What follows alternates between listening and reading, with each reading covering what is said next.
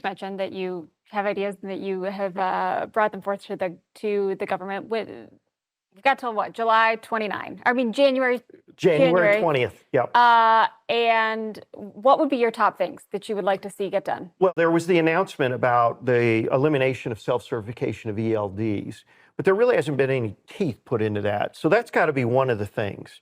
And I don't know if our audience understands how dramatic the change will happen. So there's 1,000 ELDs, give or take a dozen, right now. Right in Canada, there's 41. One of the companies is based in Grand Caymans. The other 20 are based in Canada. Those 20 are not going to come into the United States market. So then there's 20 US ELD companies that also serve Canada. So we're going to go from 1,000 ELDs to 20 but or you don't less. So Geotab is based there. It's the largest. Oh yeah, but they're okay, right? They're okay. Samsara, all the big names. Well, Samsara is based in the US, but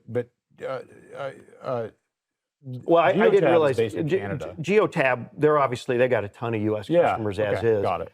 What I should have said is many of those 20. There's also Fleet Complete that's up there. So. Yeah, but we'll end up with a much smaller base. For sure, as we should. I mean, it's ridiculous that you could create a back door and get shut down and then just well, the certification process is there's over 500 things that are looked at per ELD to be compliant in Canada. Now, whether that'll be exactly what happens in the US, I don't know, but it will be a dramatic change. We know a lot of people are still cheating.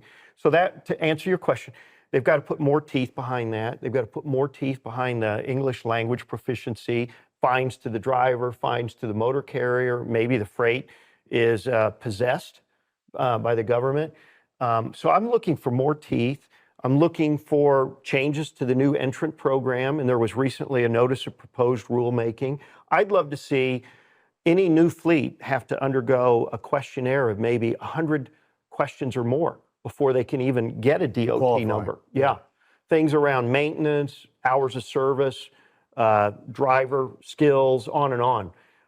So I think there's more coming, which will give the opportunity, or give the opportunity, yes, to make this more than a traditional recovery of 18 to 20 months. So it really boils down to enforcement. Enforcement and more things being laid out on the table.